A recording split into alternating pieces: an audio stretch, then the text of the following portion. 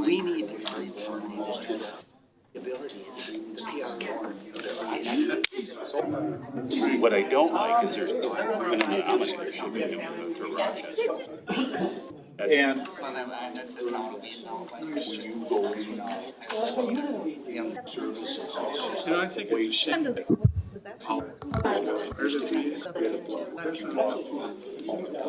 I've heard that.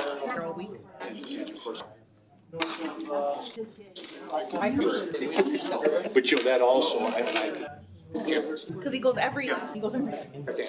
I know we were trying to get him. make sure he knows where you're I at. kept telling him, then he kept coming over. You know, me both I things. don't want to miss you. I drive my kids by, which one? She was at that, huh? No, ma'am. You pull. Wait. I know, I need to be behind you. Thank you. Ben, just so it's not pointed up, they can get feedback sometimes. Yeah, I have noticed that before. Makes sense. You got speaker right above your head, that's why. the whole bunking order here has been changed. Yeah. Almost Jackson, I read it, like it's right there. Well, it's now 6 o'clock. I'd like to call the July 8th meeting of the county board to order. Stand and join me in the Pledge of Allegiance in a moment of silence. United States of America and to the republic for which it stands, one nation, under God, indivisible, with liberty and justice for all.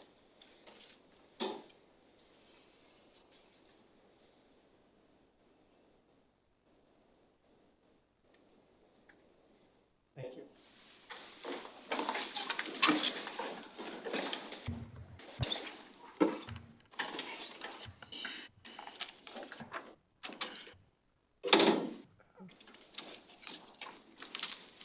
So first we'll do the roll call.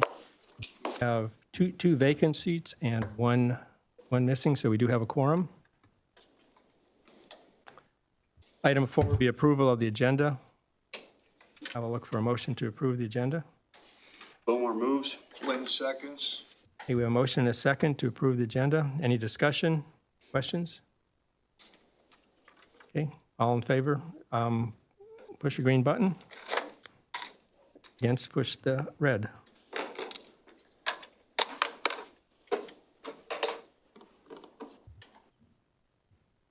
Okay, the agenda is approved. Item 5 is members of the public wishing to be heard. Okay, we have none. Item 6 is the consent agenda. I'll entertain a motion to approve the consent agenda. Lotswell consent. Peter seconds. Okay, we have a motion and a second. Any questions or discussion? Okay, we will call a vote then.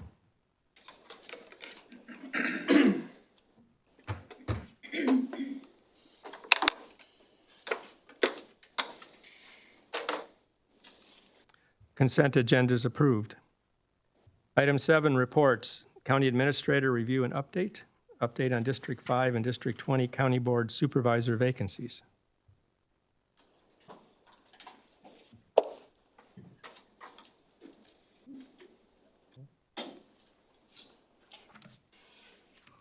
You can see on the agenda at the end of the meeting, we'll be appointing the my districts, right? Which district? District 20, and then we do have 3 applicants for District 5, and there'll be the board chair and vice chair will be interviewing those applicants next week on the 16th. And so at the August meeting, you expect the chair will have an appointment to recommend to the board for approval. Any questions at all? Thank you. Item B, department reports. County Clerk 2024 Annual Report.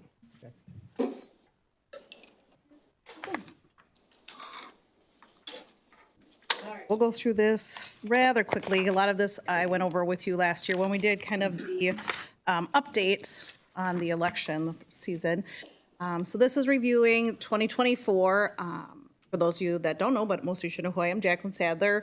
8 years with the County Clerk Department. I was appointed 8 years ago in June, so it's been interesting. Lisa Merrill, she's our one of our full-time deputy county clerks. She has been with the county and the department for 34 years.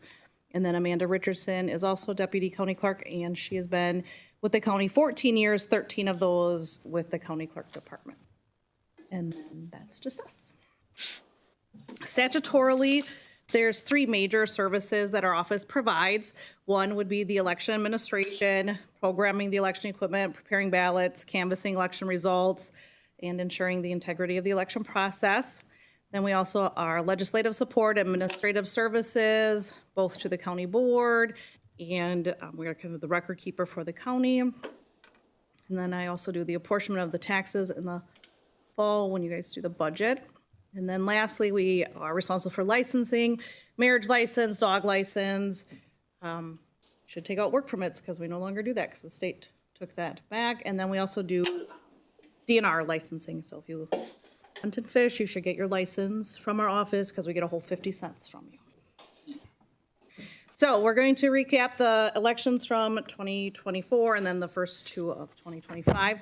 So when we have our election cycle, it is 6 elections in 15 months. So you can do the math on what that turnaround is. And these were the elections that we did. February 24 was just a primary with only 7 wards that had a contest. So we only had 246 voters. And then you can see April of 24 and then November 24 and April of 25 would have been the elections with large voter turnout.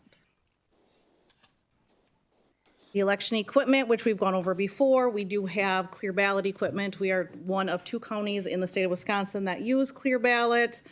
And then again, something that's unique about our county is that we store all the election equipment here to make sure that all of it is secure and I know where it is and I know who has access to it, with the exception of those few municipalities on the bottom who have signed agreements with us that only 2 people in their municipalities have access to the equipment, and it is locked at all times. Last year, election training that I conducted, we conducted training with the municipal clerks for the partisan primary. That was conducted in March here at the courthouse. We had about 50 attendees, and then each session was a 3-hour session.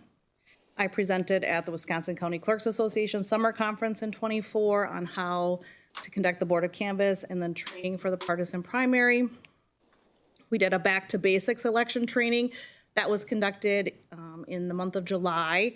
We did 4 different locations throughout the county and we had over 160 attendees.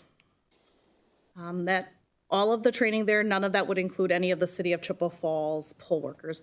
The city does their own training. So that would be for all the municipalities with the exception of the city of Chippewa Falls and the city of Eau Claire.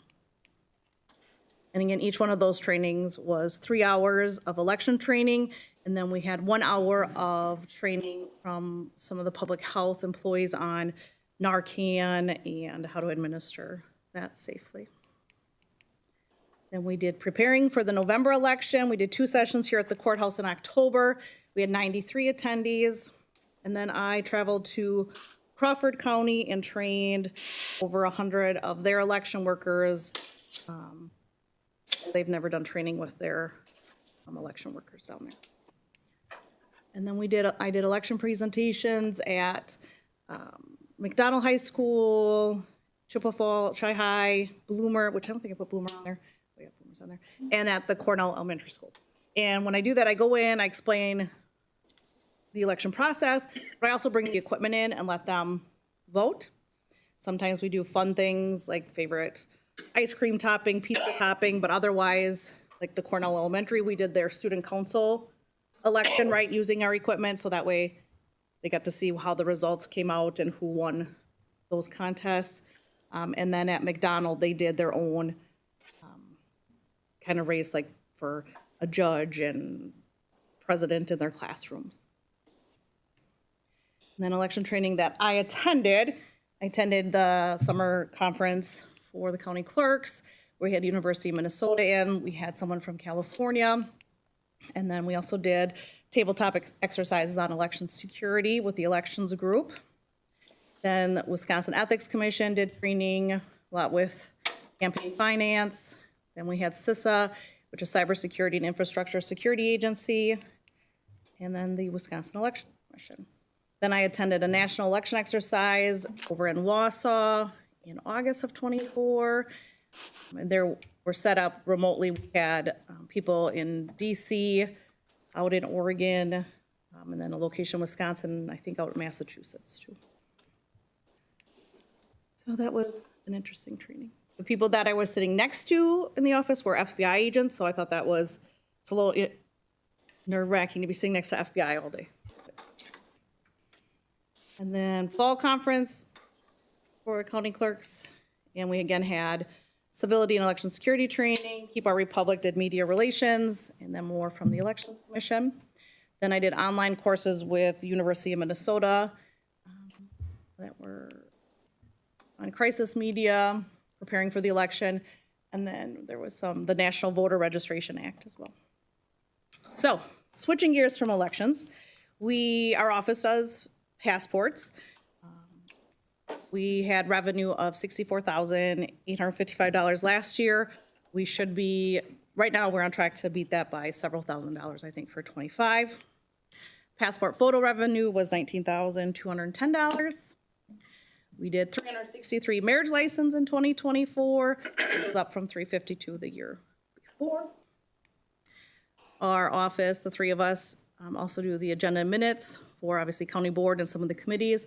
We had 17 county board meetings in '24, 5 ag and extension, 7 legal and law, and then 5 economic development. Questions? If you've had training for elections within the last 10 years, do you still need to take new training? I don't. The municipal clerks have to do training every 2 years. They have to have 6 hours of training every 2 years. Thank you. Any more questions? Thank you. You get to stay up for the next one. There were no new claims. That's the last meeting. Thank you. Is this report on record? So item 8, business items.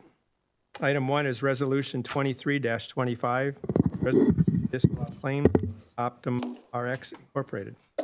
And you get to hear me talk again. Resolution number 23-25, resolution to disallow claim of Optum RX Inc. Now therefore be it resolved that the Chippewa County Board of Supervisors does hereby disallow the claim of Optimum RX Inc., 1 Optimum Circle, Eden Prairie, Minnesota 55344, and no action on this claim may be brought against Chippewa County or any of its offices, officials, agents, or employees after 6 months from the date of service of this notice pursuant to Wisconsin Statute 893.80, and be it further resolved that the county reserves all rights to assert the claim is not a valid claim under Wisconsin Statute 893.80 and preserves all defenses in that regard, and be it further resolved that a copy of this resolution be forwarded to the claimant by certified mail, return receipt requested as notice of disallowance, forwarded to the county board by the executive committee. I'll entertain a motion to approve. Later so moves. Okay, have a discussion? Good evening, everyone. As always, glad to be here with you this evening. As most of you are probably aware, back in 2017, the county joined 66 other counties in class action litigation against opioid manufacturers, retailers, and distributors, which was approved by the county board via Resolution 5417. As part of the ongoing litigation, the county's outside attorneys recently sought to add another defendant, which is Optum RX, as a defendant in the litigation. On May 1st, Optum RX filed the instant notice of claim with the county, and the basis for Optum RX's claim is that the attorneys representing the county were not granted authority in that original resolution, Resolution 5417, or the attorney engagement letter that it approved to join Optum RX as a defendant in the litigation. Optum RX's claim is unique in that it doesn't seek any money damages. Instead, it seeks legal counsel for the county to withdraw its motion seeking leave to amend the complaint to add OptumRx. So while the county's attorneys believe Resolution 5417 and the attorney engagement agreement that it approved do indeed provide the authorization to add defendants when necessary and as needed. Our outside counsel believe that to remove any doubt regarding the authority to add OptumRx and other previously unnamed parties as defendants, on June 10th of this year, the county board passed Resolution 1525. And what that did was confirm and reauthorize that authority to go ahead and add defendants as our outside counsel deems necessary, which would include OptumRx. So based on the review of the claim by the county's outside counsel and the passage of Resolution 1525, it's their recommendation that to the extent the claim is legally valid, that the county disallow the claim. Are there any questions? Okay, if not, then we'll call a vote to approve the resolution. In a minute, there we go.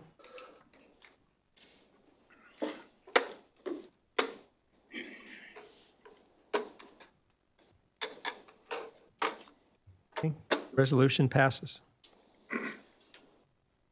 Item 2, Resolution 24-25, resolution to disallow second claim of Richard Hudson. Resolution 24-25, resolution to disallow second claim of Richard Hodson. Now therefore be it resolved that the Chippewa County Board of Supervisors does hereby deny the continuing claim of attorney Richard Hodson, and no action on this claim may be brought against Chippewa County or any of its officers, officials, agents, or employees after 6 months from the date of service of this notice pursuant to Wisconsin Statute 89-3.80, and be it further resolved that a copy of this resolution be forwarded to the claimant by certified mail, return receipt requested as notice of disallowance, forwarded to the county board by the executive committee. Look for a motion to approve. Motion to approve, Ives. Bowler, seconds. Okay, we have a motion to second. Discussion? Okay, so as indicated in the resolution, Attorney Richard Hodson previously filed a notice of claim with the county on June 12th, 2024, in the amount of $27,753.37 for legal services claims he rendered for his client, Sheriff Travis Hakes, in representing him in connection with an investigation conducted by the county into a complaint regarding the conduct of the sheriff. On October 8th, 2024, the county board disallowed that claim via Resolution 4224. And then recently, on March 28th, 2025, Attorney Hodson filed a second notice of claim for the approximate amount of $9,000, with that amount increasing at a rate of $350 per hour on an ongoing basis for what Attorney Hodson claims represents time spent by him to collect the amount that was identified in his June 12th, 2024 statement of claim. So in essence, the instant notice of claim is more or less it supplements the June 12th, 2024 statement of claim. The county's insurance carrier, WMIC, and outside insurance defense counsel have reviewed the claim, and it's their recommendation that the claim be disallowed, which would also be consistent with the board's disallowance of the original claim. And as attorney for the county, I would also strongly advise that the county board follow the recommendation of WMIC and outside insurance defense counsel and disallow the claim.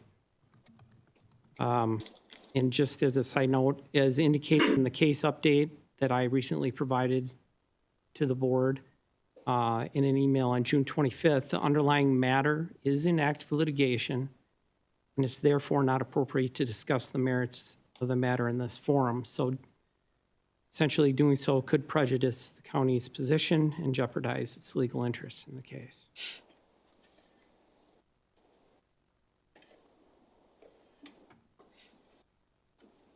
Okay, do you have any questions? So is there a conflict of interest in that we're voting on whether we pay for the legal counsel of somebody that we took to court or we investigated to cause that counsel? It kind of creates a conflict of interest, because if the county board didn't do the investigation, he wouldn't need to see counsel. So by us denying it, it creates a conflict, does it not? And why do you believe he wouldn't need outside counsel if the county board didn't investigate? In other words, if the county board didn't do the investigation, you wouldn't need outside counsel. So getting that outside counsel was based on an action the county board did. My question back to you is why do you believe that he wouldn't need outside counsel?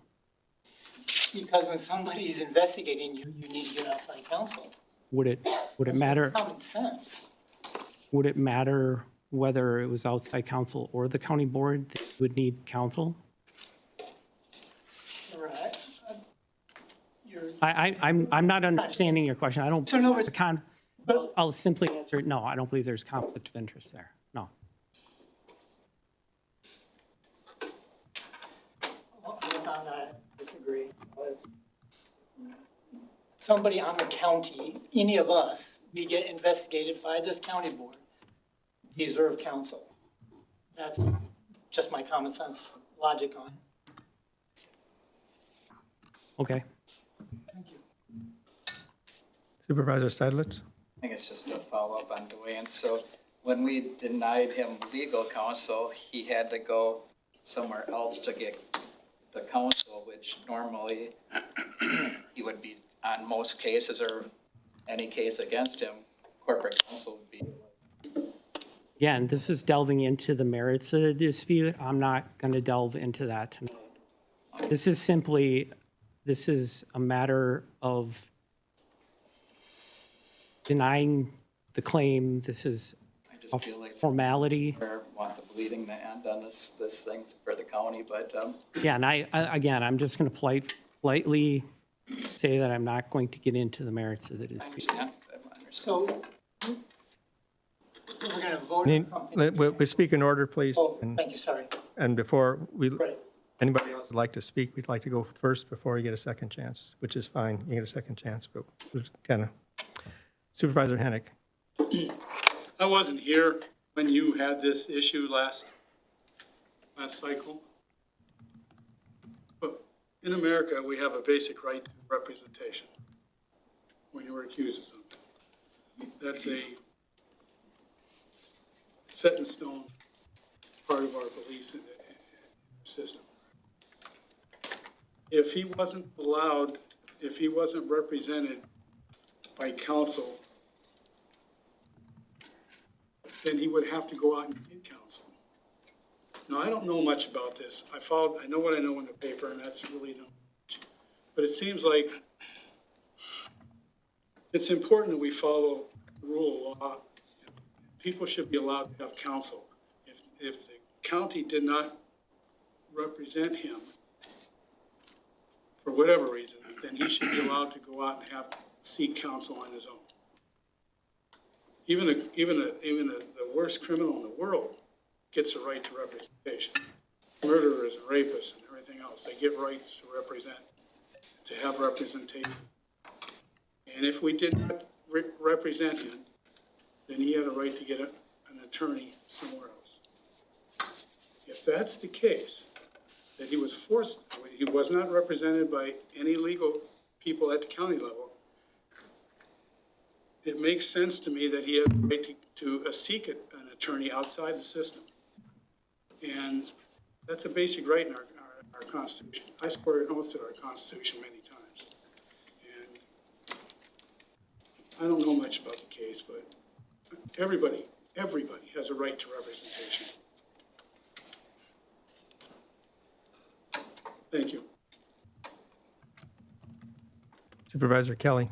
Thank you, Chair. This is just over like the $9,000 that Mr. Hudson is saying that he's already like accrued since the original claim.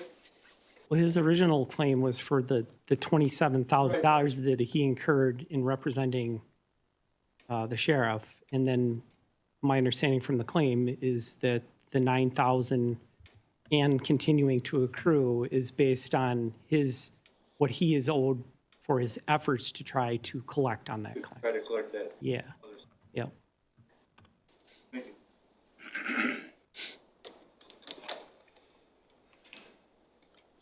So sorry, Supervisor Hennick. I just want to be clear on something. Are we voting about his representation originally, or are we voting about the interest on his representation? Sure I understand the question. This money part. Right. He hired a lawyer to represent himself. Right. Is that what they're claiming, that the county owes them money for his initial representation? That was the original claim, Okay. and that was denied, or that was disallowed. And this one is just the interest on the original claim? No, it's for the expenses that he's incurred in attempting to collect that 27,000 that he initially. So it's a compound. Gotcha. It's essentially it's a continuing claim, it's adding on to the claim. Even rapists get a right to representation, even murderers. And I think that's a basic tenet of our Constitution. If we didn't provide him counsel, he has a right to defend himself. Again, I don't only know what I read in the paper, which is very little. Kind of a principle thing. Supervisor Shoebridge. This is just gonna keep growing expenses every time we go through the courts. It's gonna get more and more. And even if we win, we're not gonna break even on this. I think we just need to pay this, be done, go on. It's just our responsibility, I think.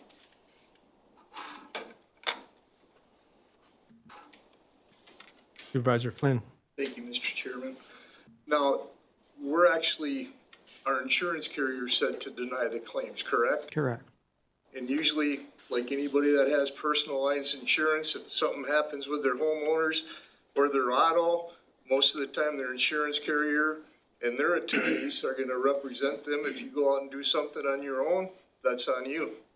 That's just my perspective from working on that all the time for the last 30-some years. So you usually do what your insurance company says, even though you don't like it, so. Right. It's, if we don't follow the insurance company, outside counsel's advice, there's possibility it would not be covered under insurance. True. Supervisor Kelly.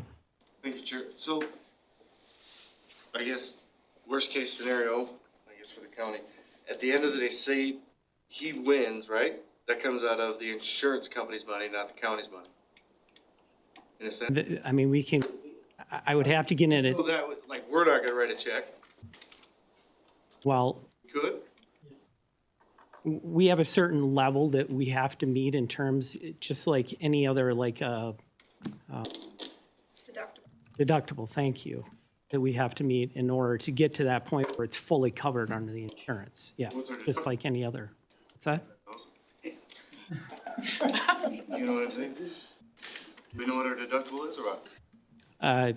We have what's called a self-insured retention, which is, I believe it's right around 300,000.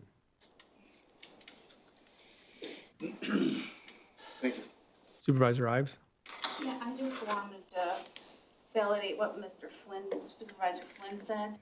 I mean, the sheriff had, the opportunity to cooperate with the county, but because he didn't, he went out and got his own representation, so he wouldn't have had to do that.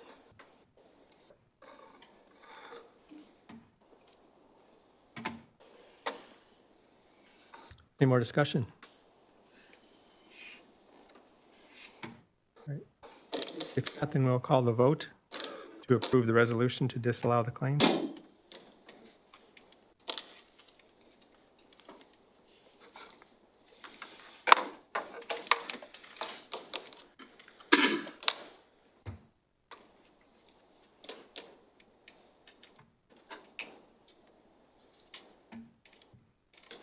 For 11 yes, 6 no, the claim is disallowed. Item 3, resolution to approve a revised schedule of fees in the Department of Planning and Zoning. Resolution number 25-25, resolution to approve a revised schedule of fees in the Department of Planning and Zoning. Now therefore be it resolved that the Chippewa County Board of Supervisors does hereby approve the proposed Department of Planning and Zoning revised fees as shown on the attached schedule of fees. And be it further resolved that these new fees shall take effect on January 1, 2026, forwarded to the County Board by the Planning and Zoning Committee. I'll entertain a motion to approve. Romeyer moves. Gary goes second. Okay, we have a motion and a second. Discussion then. So we have not the zoning department has a set of fees that's, that we charge for the services that we provide by the ordinances. Any fees that I have within my department have to come in front of the county board for approval. So that is what you see in front of you today. First and foremost, I apologize if you saw 2 or 3 attachments on there. The first the first attachment was what went to the Planning and Zoning Committee. The Planning and Zoning Committee had made a change in those fees, which I'll get to in a second. So if you are looking at the correct one, it should be the bottom, the last schedule that shows revised. We, over the last year, we've been working on our fee schedule, trying to update certain fees within the department, as well as, well, pretty much all of our fees, I guess, but some of them are a little bit more, raised a little bit more than what we would anticipate, but that is because of some issues that we ran into with Uniform Dwelling Code, as well as the addressing. Most of these fees have not been changed since 2018. In fact, they haven't been changed since 18. In the department, since I've been here in 99, which if you're doing the quick math, it's just over 29 years. Well, actually 26 years here at Chippewa County. I try to keep my fees in line for about 7 to 8 years and then do a big jump like this versus coming back to the county board every year or every 2 years, update them by $5 or $10. There is one county that they update them every year, and their fees are $453.18. And it just, in my mind, I like zeros and fives when we look at our fees. So I apologize, but it's easier to add them up, and it's easier for people to not have to have the census or the cents on there. So yes, most of these are going up by $25. The address fee is one of the significant ones that is going up. If you obviously you live in the county, if you have one of the flag or one of the breakaway poles, signposts, those when you install them are very hard to get in the ground if you hit cobblestones. They shatter. And we do not have a funding mechanism to actually replace those signs. So the fee that you see in front of you today for the driveways is actually a fee that should get us through the next 8 or 9 years, assuming that we have about a 30% breakage. And 30% breakage means 3 out of 10 signs that they install on the ground are going to hit a cobble, they're going to shatter, they're going to shear off, and then you can't use those signposts again. Including in that is the numbers that we've already installed on those signs. So we really got to rebuild those signs in order to get it put together. We have not touched the address fees for, we did touch them in 2018, but over the course of the time that I've been here, those fees have been, right around that $50 to $60. So we're trying to recoup the cost of the signpost, which was never part of the fee that you see right now, or this fee previous to what you see on the board today, or in the schedule of fees. And that's going to help emergency management with their cost in regards to that signage and getting them installed. There are a couple fees that went down, so if anybody ever says fees never go down, they do. Last year, the county board made a change to the public hearing notifications, so we do not publish in the paper. And each one of those public hearing notices on my end, we charged about $50 for that notice to go in the paper. So for administrative appeals or rezones or conditional use permits, those fees did drop down by that $50. So I know it's not a lot, but it is something for that. There are some fees in here as well that we will no longer use, so they will not be within our schedule of fees. The POUTs, which is our septic fees, Those are the ones that the committee had made a motion to change. They are the blue fees with the green box, or what should have been a green box, or at least my eyes are seeing green. Your guys may see something different. But they increased, after discussion, they felt it was applicable to raise those up by $50 each versus the 25 that I had originally proposed. Other than that, everything else, the uniform dwelling fees have gone up. And that is the next agenda item. We can talk about that position, but the fees are, we're raising these fees for the uniform dwelling code to get them kind of in line with what other counties or other municipalities or other entities are charging. Now, just to give you a perspective here, just on that, on the uniform dwelling code fees, just one second here. They are all over the board. They're like a box of crayons, trying to figure out how to mix and match all these fees for the uniform dwelling code. So right now, our proposal is to go to $1,215 for a base house of 4,000 square feet. That fee is going to put us at, we will still be the second lowest in this area for those fees. The average is just under $1,600. The median is $1,700. The highest was $2,000 for housing. And that's for a 5,000 square foot house. And once again, there was a lot of if and then statements that I had to try to figure out on how each municipality or each community actually did their fees, because we all do it a little bit differently for that. So with that, we're just trying to really get our fees in line. We're trying to update them. Some have gone up by 25, some have gone up by 50, some have gone down. Not as many as what I would hoped, but I believe what you see in front of you is kind of adequately based fees for the services that we provide to the public. So with that, I'll take any questions that you may have. Supervisor Seidlitz. Well, I'm totally against raising fees, over-regulating our community, but with that being said, I had a couple questions about the fees that are on here. Okay. First one, because it kind of affects my community a little bit, the animal storage facility, why was that from there, that fee? And can you explain to me what that fee is? The animal waste storage facility was actually an old fee that we haven't used for decades, or for about a decade. It was actually a fee that was set aside for that structure, the animal waste facility itself. We actually, at this point in time, would charge that $1,000 for the animal waste if they come in for a CAFO type of a permit. If they're putting up a structure, we'll just get a regular structure permit on it. So you're still getting a fee for that, and you're still regulating Yes. that part of it so that you can monitor the runoff? Yep, that's correct. And then on your address fee one, does that include when your wife runs over a sign? Can you buy a new one for that? Yeah, that's, You have granite in the yard too, but that case.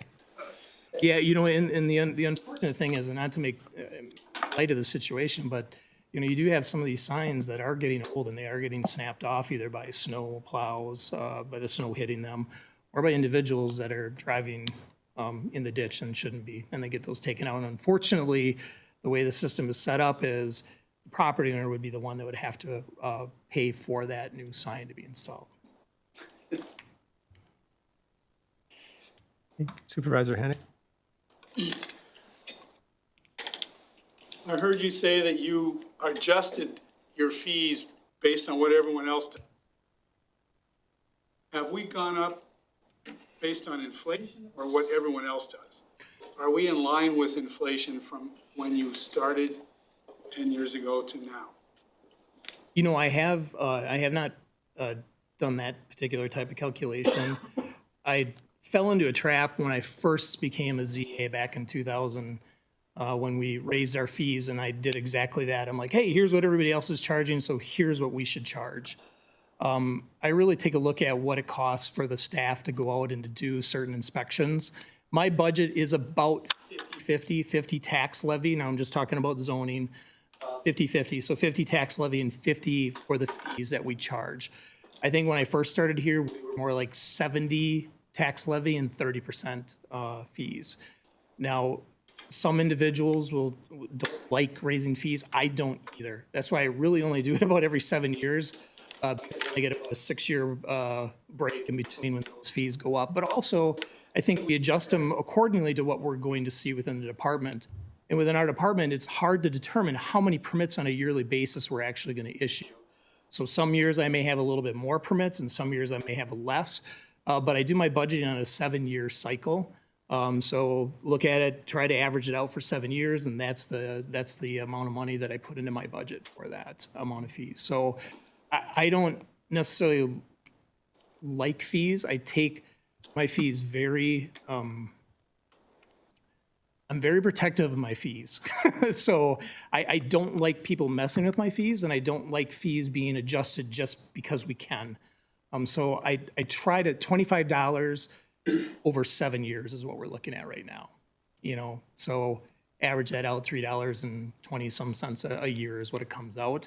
But we also try to do that ebb and flow with that building cycle. You know, I kind of figured maybe we would already be in that down cycle, but it's not. It just continues to keep on going.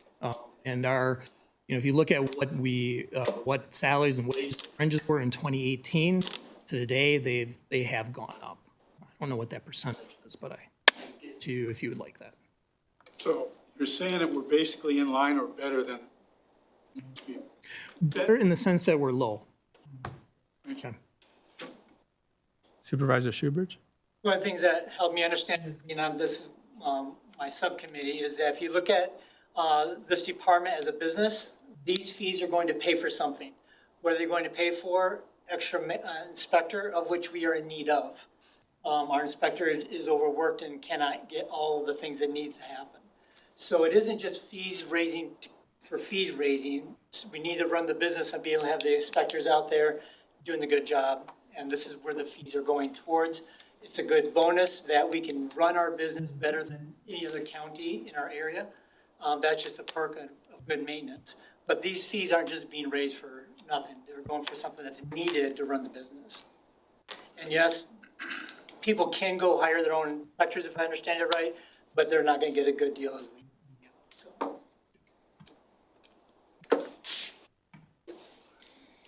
Any more questions? Okay, thank you. If not, we'll call the vote. Resolution.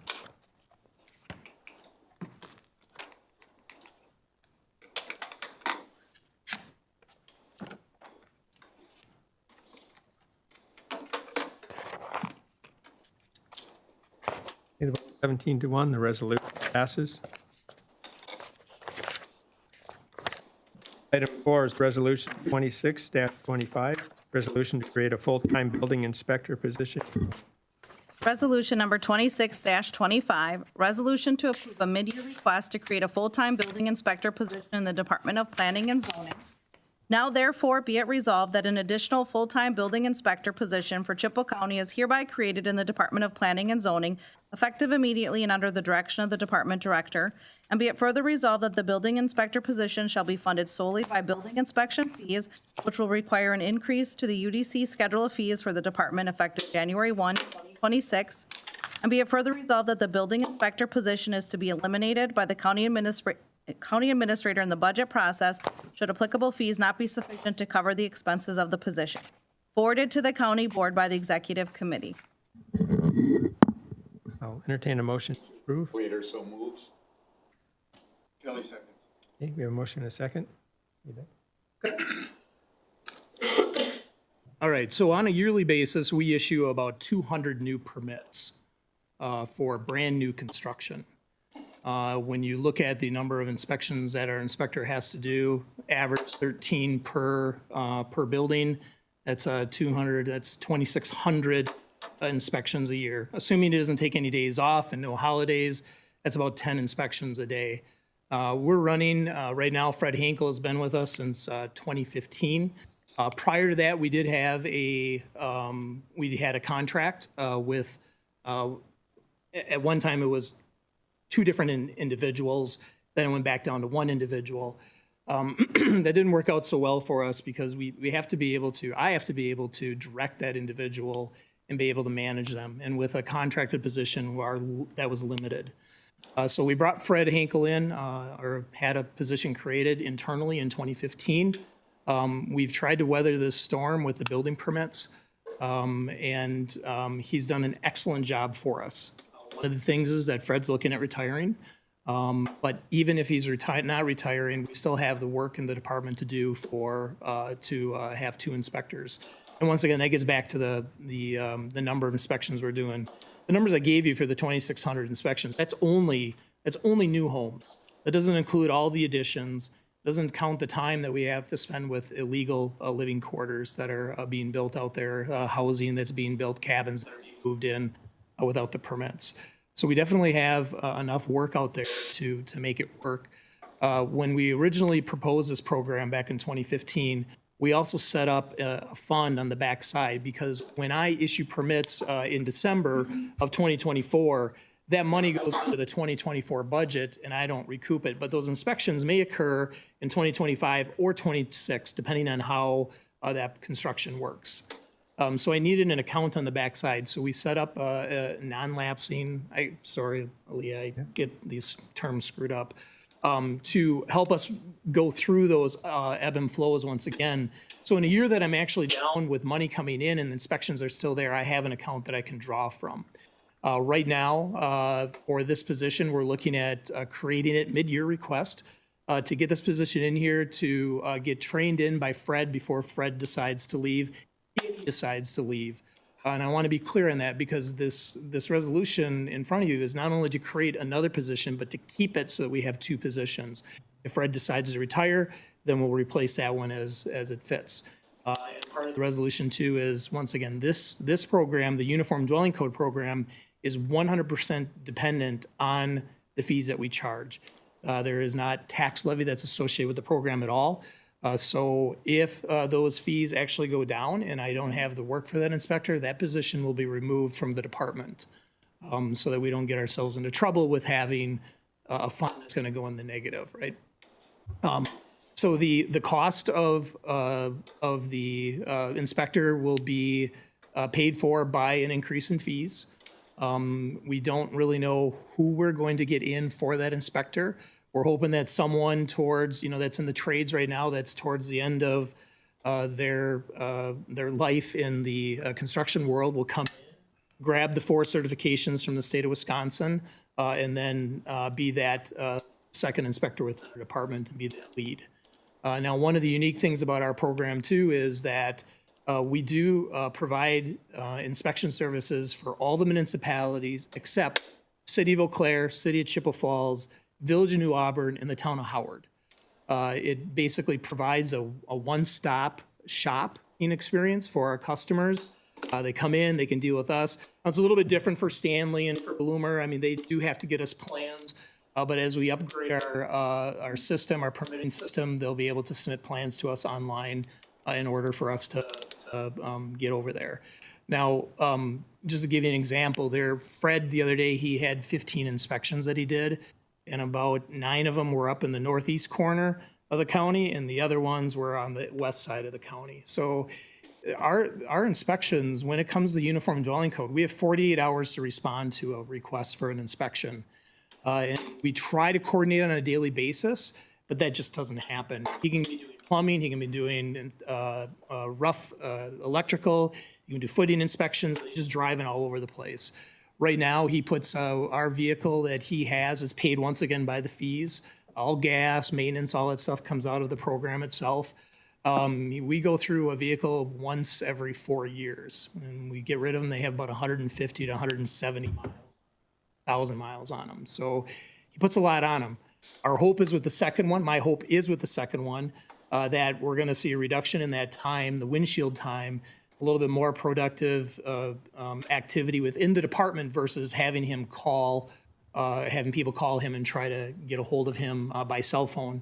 His cell phone is packed with messages. He goes out, he gets out, does inspection, come back, and there's 4 or 5 new messages on his phone. So we're trying to kind of alleviate some of that headache that Fred has seen with those inspections. And once again, I'm very I'm very protective of the fees, and I'm very protective of staff, and very protective of the county as well. I don't tread lightly on asking for new positions unless we have a way to pay for it, and there is truly a need, and there is truly a need for this. I mean, he's running left and right. When he's out of the office, his phone rings constantly, and then they call us. We try to tell the individuals what the rules are in regards to moving forward with their project. I think he's been a great asset to the county. Just to give you an idea, he was an electrician prior to getting his credentials. And like I said, he's been with us since 2015, and he's done a great job. He's got, whoever comes in has big feet, or big shoes to fill. So hopefully they have big feet and they can take this on and help us out.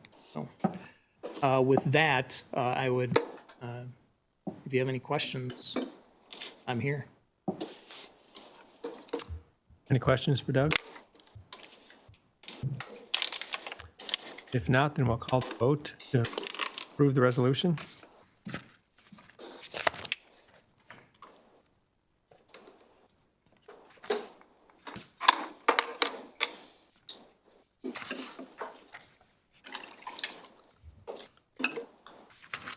Resolution is approved. Thank you.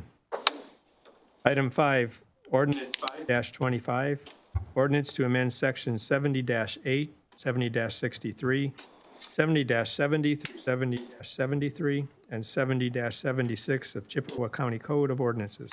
It's a second reading. I'm here if you have any questions. Probably getting sick of me by now, right? I actually have a comment. I'm sorry, do I have to press a button? We'll first get a motion. Oh, Okay. You have a motion? Motion, Ives. We have a motion by Eric. Glatzel second. Second. Okay, we have a motion to second. Now you're free to ask questions. Okay. Well,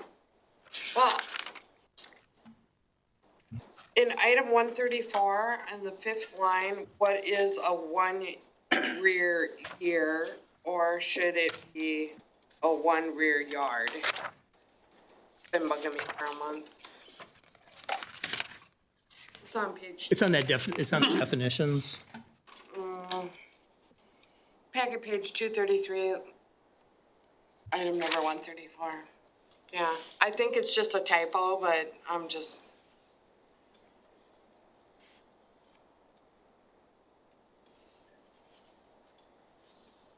Sorry, where is it at in there? 134. So it's the 5th line down way to the right side, and it says, and 1 rear year, but I think it should say yard, right? Yep, thank you. Good catch. How did you catch that? I read the agenda.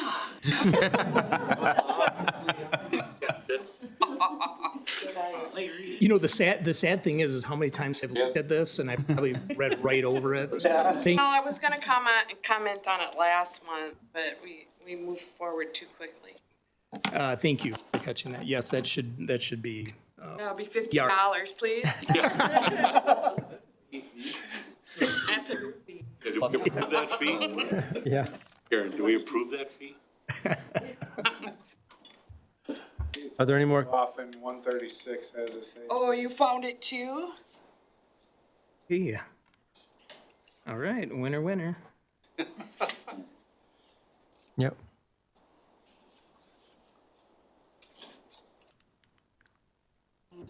Okay, any further questions or comments? I know.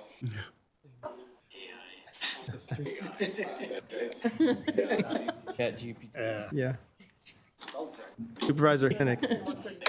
Well, I was just wondering what the consequences is to Doug. Missed it. Yeah.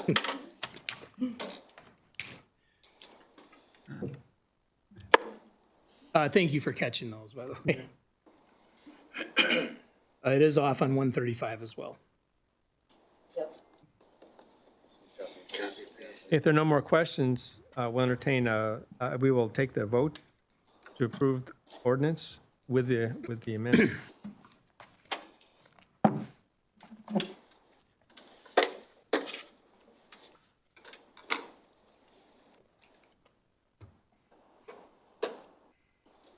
Okay. Yep, the ordinance is approved. Thank you. Wonderful. Thank you for your support.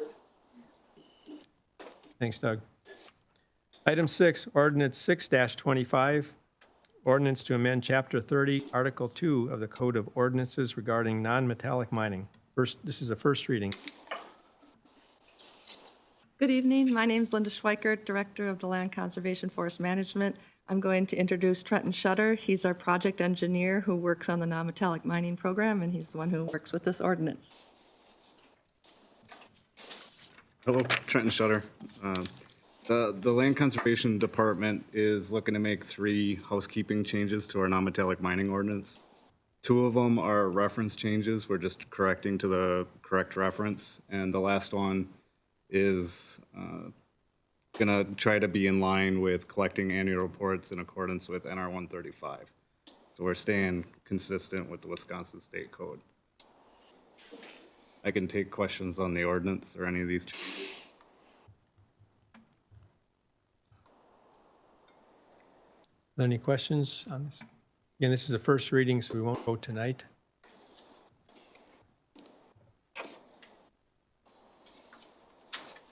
Okay.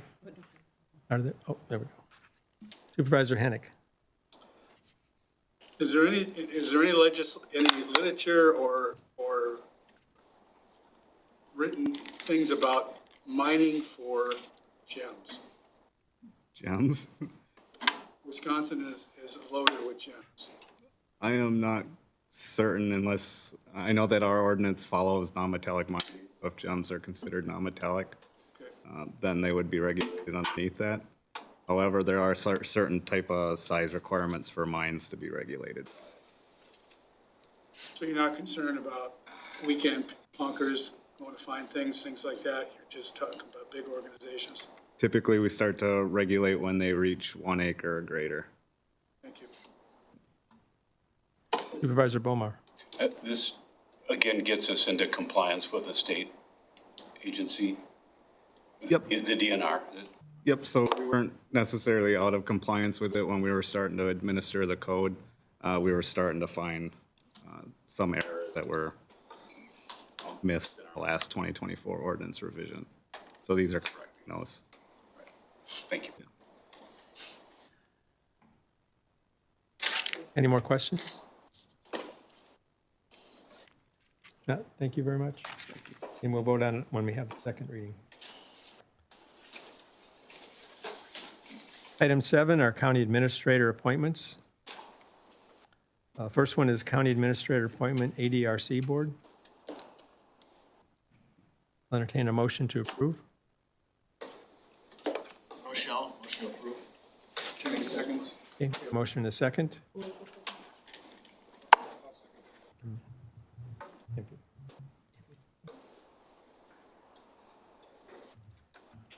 Any discussion on this at all? I just have a quick question. Now whoever replaces, Darren Kirby, they'll take his other, vacated, committees, right? That's the plan, yes. Yeah, okay. You know, as the appointments go, We they talked about, take, I was just kind of caught me off guard this one. when the change takes place, we still need to Yeah, have the appointment. All right, if no further discussion, then we will take a vote.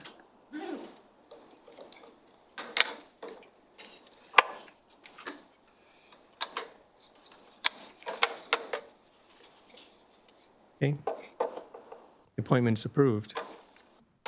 Item 2 is a county administrator appointment, Health and Human Services Board. That's there before you.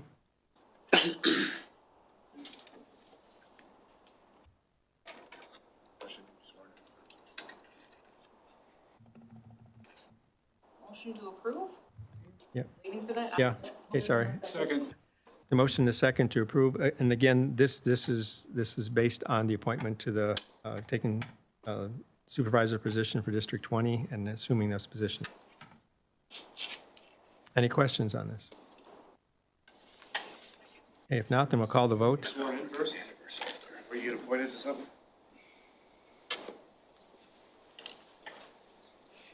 Like, you can't just like jump in there, right? Yeah, I'd asked a question. It sounds like this procedure works, is what I've been told, so I'm going with the advice.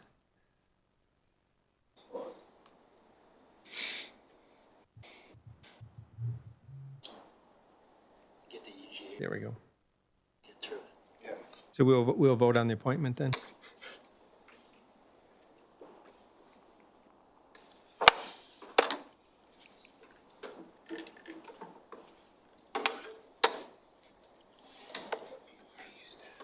Okay, really?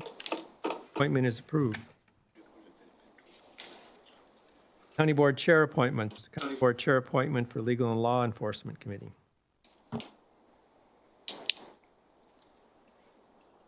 Motion to approve items. Second. Okay, we have a motion, a second to approve. Any questions or discussion?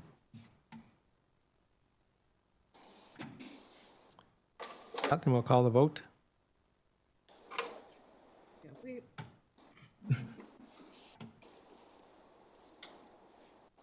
Thank you.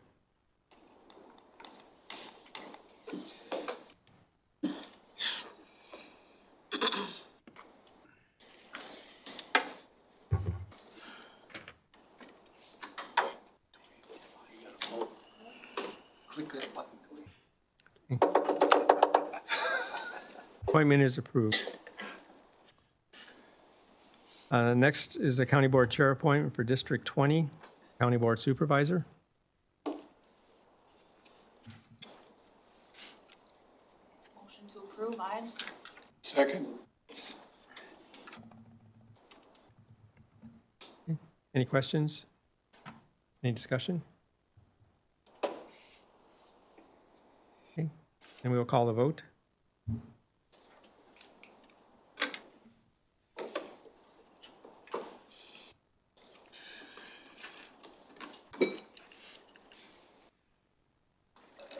Okay, the appointment is approved, 17-1.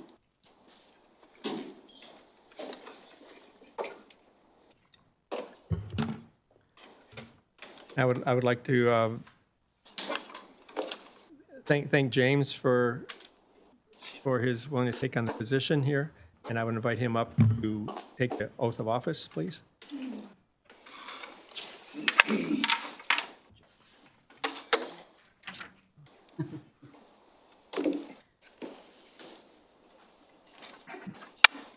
And then we'll have you. So if you want to raise your.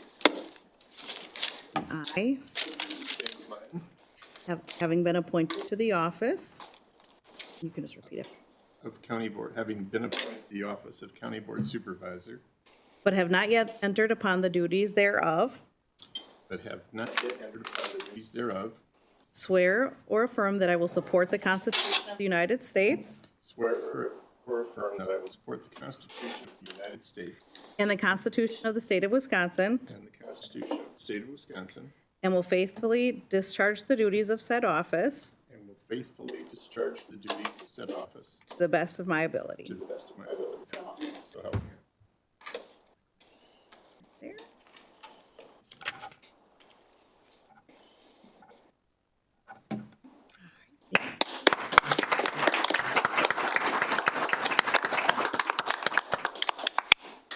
Thank you very much. Item 11, agenda items for future consideration. Any suggestions or send them to me? And on to 12. Erickson will make a motion to adjourn after spending a boatload of money in Wisconsin Dells. Should have seen the confusion last month. Yeah. To do. Please press your button and we'll be adjourned. All Amazing, never got upset. We will do it right there. Go ahead. right.